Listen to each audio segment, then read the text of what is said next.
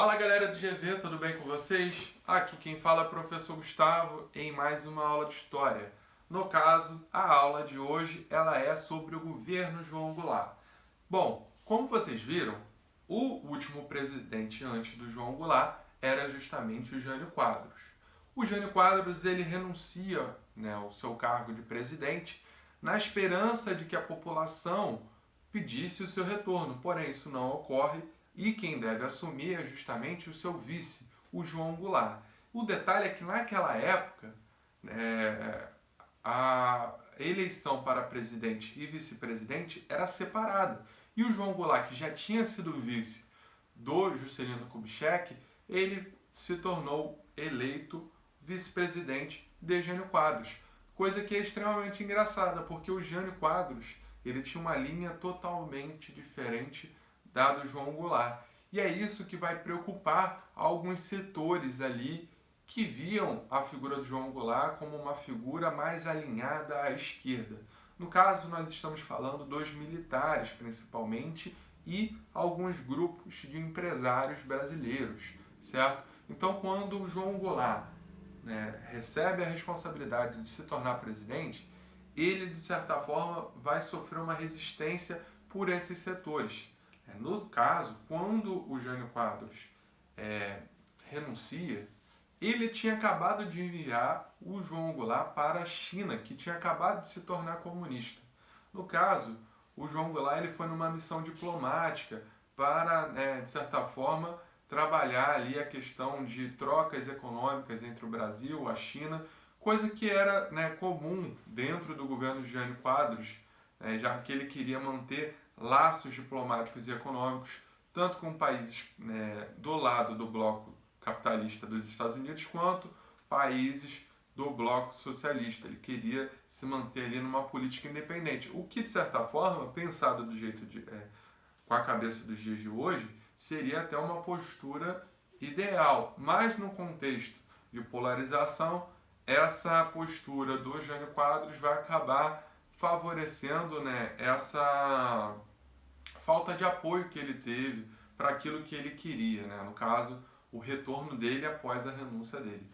Então, quando ele faz isso de mandar o João Goulart, de certa forma ele pretendia justamente o quê? Que as pessoas apoiassem que ele permanecesse como presidente para ele voltar com mais poderes, e isso deveria acontecer justamente pelo fato de que o João Goulart simbolizava esse alinhamento com a esquerda. E quando ele renuncia, o João Goulart está na China, certo? Com o João Goulart na China, os militares vão fazer toda uma mobilização para impedir que o João Goulart retorne ao Brasil e assuma a cadeira da presidência. E o João Goulart ele vai receber o apoio do Brizola. O Brizola é um político histórico dentro da política brasileira, e o Brizola, que era governador do Rio Grande do Sul, ele vai justamente ter o apoio de um determinado setor do Exército, o chamado Terceiro Exército, se eu não me engano, e com o apoio dessa infantaria do Exército, o Brizola vai falar que se não permitirem que o João Goulart assuma a presidência, ele vai resistir através das armas. E ele vai mais além, ele vai a uma rádio, ele pega o equipamento de uma rádio, melhor dizendo, e ele vai justamente tentar organizar setores da população para fazerem parte dessa resistência. Então, de certa forma, nós chamamos essa movimentação do Brizola como a campanha da legalidade ou a cadeia da legalidade, onde o Brizola ele estava justamente defendendo o que foi estabelecido pela Constituição. Se o presidente renuncia, o vice assume, certo? Então, ele estava defendendo a legalidade, e essa movimentação ali de fazer um coro de resistência a essa tentativa de impedimento do João Goulart se tornar presidente vai ser conhecido também como campanha da legalidade. Bom, dentro dessa mobilização, nós não devemos colocar só na conta do na conta do Brizola o fato do João Goulart conseguir assumir a presidência, já que enquanto o João Goulart estava no Uruguai, após ele retornar da China para a América do Sul, nós temos ali todos esses enfrentamentos entre, né, comunicações entre os setores, né, políticos ali, dos militares de alta patente no Rio de Janeiro, em Brasília, contra, né, o Brizola e o pessoal lá do Rio Grande do Sul. Tem todo esse enfrentamento e nos bastidores surge a figura ali do Tancredo Neves, que era um cara extremamente hábil nas comunicações, e o Tancredo Neves ele vai costurar um acordo com os militares, ao qual ele vai sugerir o quê? Bom, vocês devem permitir que o João Goulart assuma a presidência, mas vocês vão permitir que ele assuma a presidência como um presidente num sistema parlamentarista. Vocês já ouviram a expressão, né? Quando nós falamos de monarquia parlamentar, nós falamos que o rei reina, mas não governa. É o exemplo da Inglaterra, certo? Numa república parlamentarista, o presidente também ele seria uma figura com poucos poderes. Basicamente, ele seria, né, de certa forma, esse rei que não governa. E quando o Tancredo Neves faz essa sugestão aos militares, eles vão aceitar. Por quê? O João Goulart ele não vai poder tomar muitas medidas, ele não vai poder fazer muitas coisas. Então, através dessa negociata ali do Tancredo Neves, o João Goulart ele vai se tornar presidente num sistema parlamentarista. Mas o acordo tinha ali uma letrinha de rodapé. Após um determinado período, o João Goulart ele poderia convocar um plebiscito popular onde a população votaria se eles queriam, né, que ele governasse no sistema presidencialista ou no sistema parlamentarista, certo?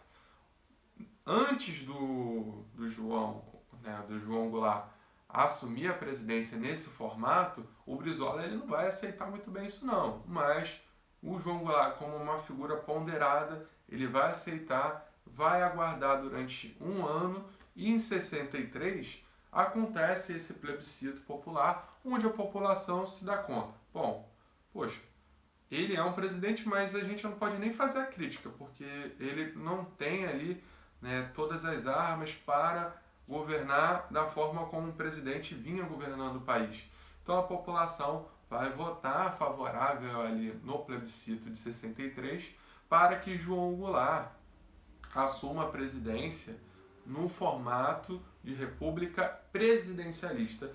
E aí, com o retorno dos poderes plenos do presidente, o João Goulart ele vai justamente com o apoio ali, né, do Celso Furtado, né, como ministro da Economia, ministro da Fazenda, ele vai colocar em prática o chamado Plano Trienal.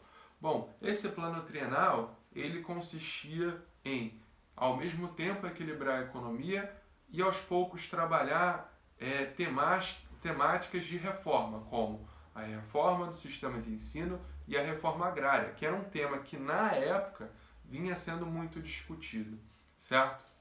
Bom, à medida que o João Goulart ele vai justamente, né, governando ali na virada de 63 para 64, ele vai sofrer uma pressão muito grande por parte dos grupos de esquerda, né, e também dos sindicatos, onde queriam que o João Goulart assumisse mais esse lado trabalhista, mais esse lado, né, pró-sindicatos.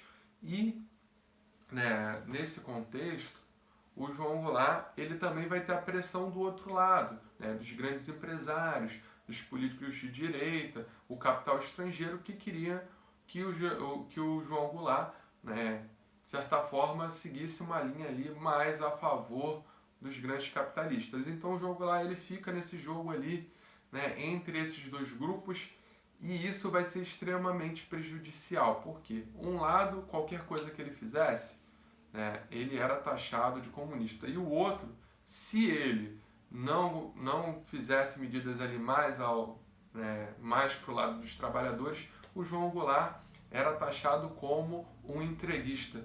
Então, toda essa questão da pressão de um lado e de outro vai levar o João Goulart a governar o país num contexto extremamente complicado, certo?